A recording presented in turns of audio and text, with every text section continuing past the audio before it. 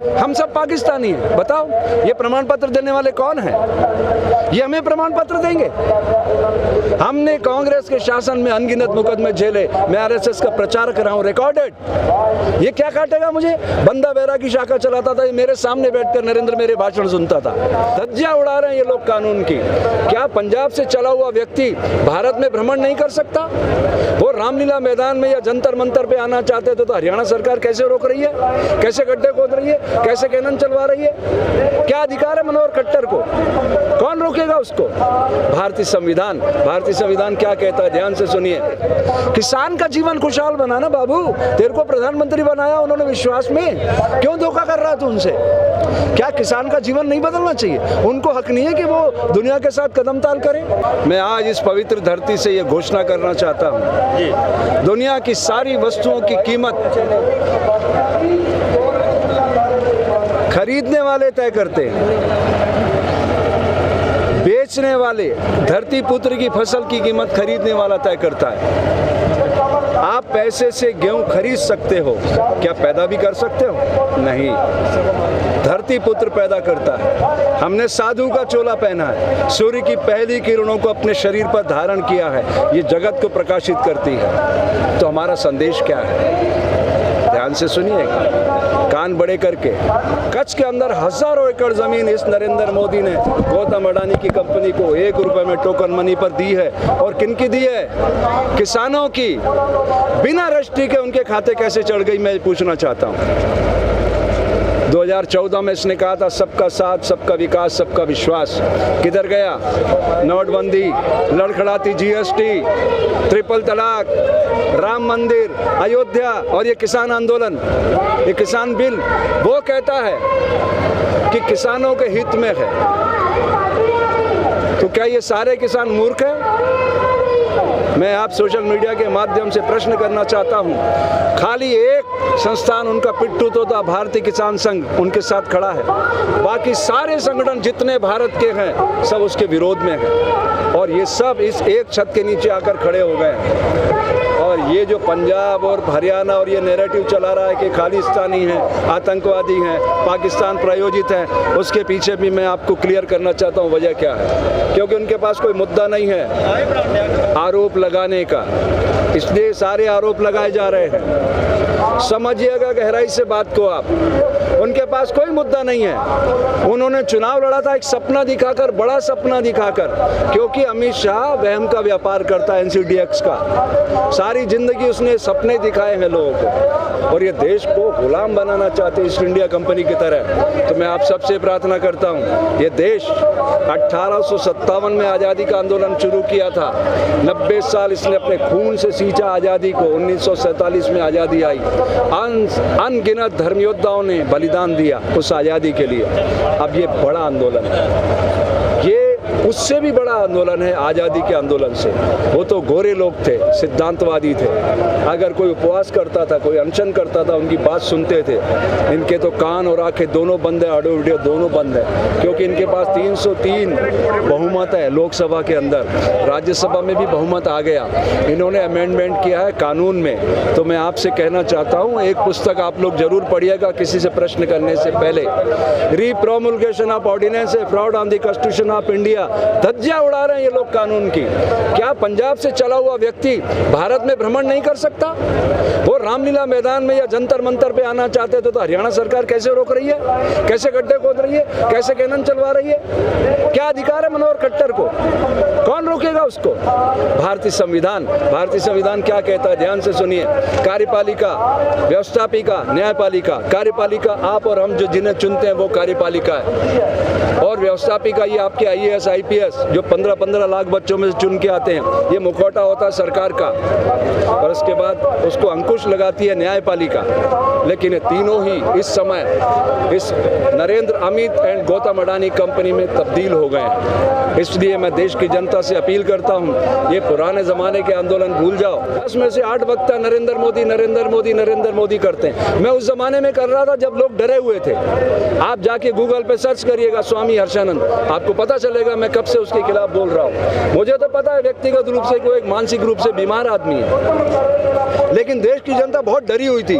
वो डरी हुई जनता को जगाने के लिए मैं अपना आंदोलन चला रहा था। अब मैं अपने मुख से उस विकृत आदमी का नाम लेना उचित नहीं मानता। आपका प्रश्न ही गलत है। सरकार है किधर? वो तो कंपनी में तब्दील हो चुका है। तो है नहीं है, आप गलत कह रहे हैं। मैं बता रहा हूँ, प्रमाण दे रहा हूँ आपको मीडिया के सामने। सरकार कैसे नहीं प्रमाण दे रही? हाँ, 2019 में उसने क्या कहा पूरे देश में घूम के नरेंद्र ने, कि आप मुझे वोट करिए, आप MP मत चुनिए, मुझे चुनिए, मैं चुनाव लड़ रहा हूँ। रिकॉर्डेड प्रूफ है, आप गूगल पे सर्च कर लो। आपने अपने MP नहीं चुने, आपने नरेंद्र मोदी को वोट दिया। यही प्रॉब्लम है, जब आप व्यक्ति को वोट दोगे तो फिर सरकार कौन चुनेगा? आप MP चुनते, वो चुनते अपना प्रतिनिधि, तो प्रधानमंत्री चुना जाता तो सरकार होती। ये सरकार नहीं है, प्राइवेट कंपनी है। तिवारी का रागिनी तिवारी। ओके, वो 16 तक अगर यहाँ नहीं खाली हुआ, 17 को आके जाफराबाद के तरीके से खाली कराएंगे। हाँ, कराओ ना। मैं तो कह रहा हूँ जो तुम्हें करना कराओ। अगर तुम गोलियां चलाओगे तो सबसे पहले हर्षनंद का सीना छलनी करना पड़ेगा। इतनी पवित्रता का आंदोलन है धरती पुत्रों का, इन पे आप हथियार कैसे उठा लोगे? शौर्य, पराक्रम, वीरता, साहस के साथ साथ उन्होंने जो सेवा का इश्तिहार यहाँ दिखाया है, सारी दुनिया देख रही है। ये भारत का आंदोलन नहीं है, ये दुनिया के तमाम किसानों का आंदोलन है, दुनिया के तमाम उन योद्धाओं का आंदोलन है जो समाज को अच्छा बनाना चाहते हैं। इस धरती पर सबसे बड़ा क्राइम अगर कहीं है तो वो भारत की धरती पर है, माँ के गर्भ से अछूत पैदा कर देना। मैं योग का विद्यार्थी हूँ, 64 साल की मेरी उम्र है, 42 साल से इस शरीर को पढ़ रहा हूँ। इस दुनिया में सिर्फ 2 जातियां, मेल एंड फीमेल, स्त्री और पुरुष, दैट्स ऑल। और ये जो शूद्र व क्षत्रिय ब्राह्मण है, ये बॉडी का इनर अरेंजमेंट है। अगर ये हम समझ जाएं, हर नवजात शिशु सुप्त विवेकानंद को जगाएगा, बिल गेट्स बनेगा, सुंदर पिचाई बनेगा, 5 करोड़ रुपए रोज कमाएगा, दुनिया को खुशहाल बनाएगा। तो मेरे देश का किसान चट्टान की अट्टालिकाओं को फोड़कर धान उपजाता है, उसकी कीमत गौतम अडानी तय करेगा। ये नहीं चलेगा और इस सारी व्यवस्था को हम तहस नहस कर देंगे। सारा साधु समाज एकता के सूत्र में बंध कर आएगा। लिख लीजिए आप, हम सब पाकिस्तानी हैं। बताओ ये प्रमाण पत्र देने वाले कौन हैं? ये हमें प्रमाण पत्र देंगे? हमने कांग्रेस के शासन में अनगिनत मुकदमे झेले, मैं RSS का प्रचारक रहा हूं, रिकॉर्डेड। ये क्या काटेगा मुझे? बंदा बैरागी शाखा चलाता था, ये मेरे सामने बैठकर नरेंद्र मेरे भाषण सुनता था।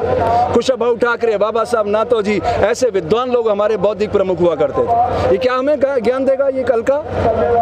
हम इससे बहुत पुराने कार्यकर्ता रहे हैं। हम किसानों के साथ इसलिए खड़े हैं कि किसान भारत की आत्मा है और उसकी आवाज देने के लिए हम ये खड़े हुए हैं। ये क्या है, सारे सिस्टम पे कब्जा करके धन के बल पर सारे देश को गुलाम बनाना चाहते हैं। अब ये नहीं हो सकेगा। देश की जनता जाग चुकी है और मैं देश की जनता से अपील करता हूँ, ये लोकतंत्र को बचाने का, किसानों को बचाने का, इस देश को बचाने का अभियान है। हम सबको मिलकर छत के नीचे आना होगा और एक नए भारत के निर्माण में जिम्मेदार भूमिका निभाना होगी।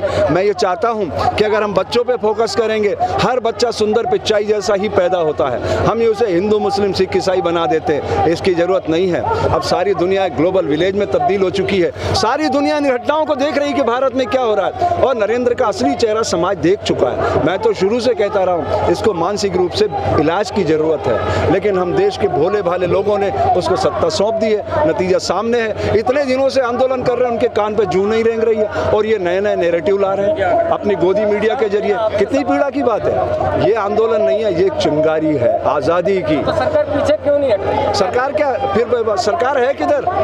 सरकार होती तो आती ना आपके पास। अरे प्राइवेट कंपनी है, उसे तो शोषण करना है समाज का। उनको पता है ठंड पड़ रही है और लोग थोड़े दिनों में अपने घरों में लौट जाएंगे। कब तक बैठेंगे यार? अपना घर भी तो चलाना है। उनके पास तो सुबह से शाम तक एक काम है कि सारे समाज का पैसा कैसे छीनना है, लोगों का पेट कैसे काटना है। उनका फोकस तो आपकी सारी अर्थव्यवस्था को दयनीय स्थिति में पहुंचा देना है कि आप उनके आगे घुटने टेक दो। और जब आप घुटने टेक दोगे तो वो आपके हिसाब से गुलाम बना के अपने हिसाब से समाज को चलाएंगे। यही तो उनका प्लानिंग है। सारे देश को एकता के सूत्र में बांधो। ये पंजाब और हरियाणा का आंदोलन नहीं है, ये किसान जाति का आंदोलन है और भारत की आत्मा किसान है। आज भी हमारी पूरी कृषि आधारित अर्थव्यवस्था है। अगर इसको जिंदा रखना, ये अमेरिका नहीं है, पूर्ण विकसित देश नहीं है, ये विकासशील राष्ट्र है। आप समझिएगा, रियासतों को मिला के दुनिया के लिए एक प्रयोग किया गया था कि भारत डाइवर्सिटी में यूनिटी बनेगा, एक नया लोकतांत्रिक देश उभरेगा तो सारी मानव जाति की खुशहाली के गीत गाएगी। इसके लिए प्रोजेक्ट था ये।